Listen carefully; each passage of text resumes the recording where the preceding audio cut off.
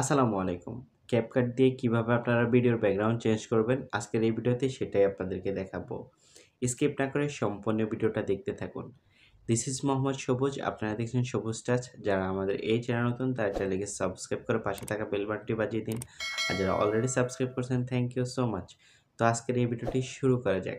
তো চলে আসলাম মোবাইল স্ক্রিনে। তো প্রথমত আমরা CapCut অ্যাপসটিকে ওপেন করে নিব।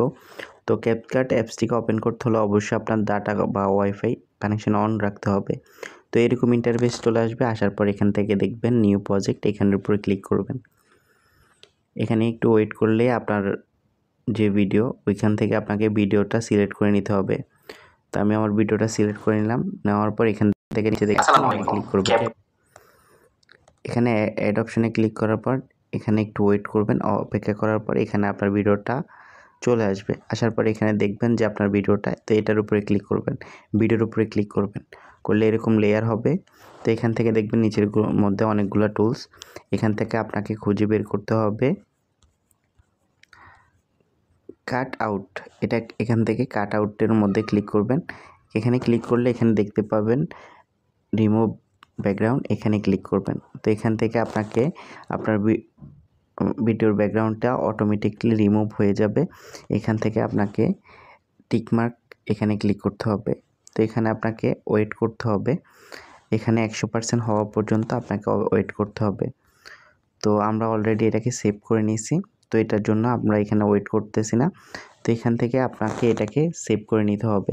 এখানে উপরে দেখবেন 720, এখানের উপরে ক্লিক করে এটাকে 1080-র মধ্যে করবেন।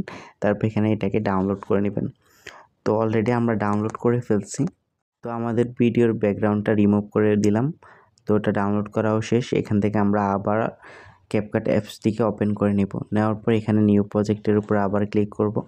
এখানে উপরে দেখবেন ভিডিওস এবং পোর্ট্রেটস। তো এখানে পোর্ট্রেটসের উপরে ক্লিক করবেন। আপনার ডাউনলোড করা ছবিটি এখান থেকে সিলেক্ট করে নেবেন। নেওয়ার পর এখান থেকে অ্যাড অপশনে ক্লিক করবেন। তো অ্যাড অপশনে ক্লিক করার পর এখানে দেখবেন আপনার 4 সেকেন্ডের হচ্ছে পিকচারটি।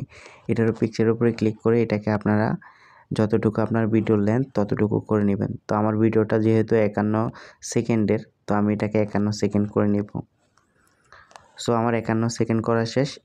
আর ইউটিউবের জন্য যেহেতু ফ্রেমটা এতটুকু না, তো আমরা ফ্রেমটাকে একটু ছোট করে নেব। তো ফ্রেম ছোট করার জন্য আমরা পিকচারের উপর আবার ক্লিক করব। এখানে দেখবেন কাট অপশন, এখানে ক্লিক করবেন। করার পর এখানে আবার ক্রপ অপশন, এখানে ক্লিক করবেন। এটাকে আপনাকে ইউটিউব সাইজ করে নিতে হবে। এই পিকচারগুলো আপনারা গুগল ক্রোম গিয়ে ওইখানে লিখবেন ইউটিউব ভিডিওর ব্যাকগ্রাউন্ড চেঞ্জ, বা আপনি যদি ফেসবুকে করতে চান সেক্ষেত্রে ওইখানে ফেসবুক লিখে সার্চ করবেন।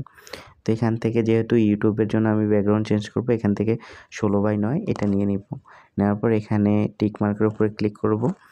করার পর এখানে আমাদের কাজ শেষ। এখান থেকে আমরা ব্যাক দিয়ে বের হয়ে যাব।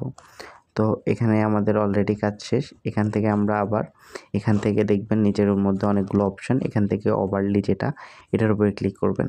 করার পর এখানে নিচে লেখা আসবে অ্যাড ওভারলি, এখানে ক্লিক করবেন।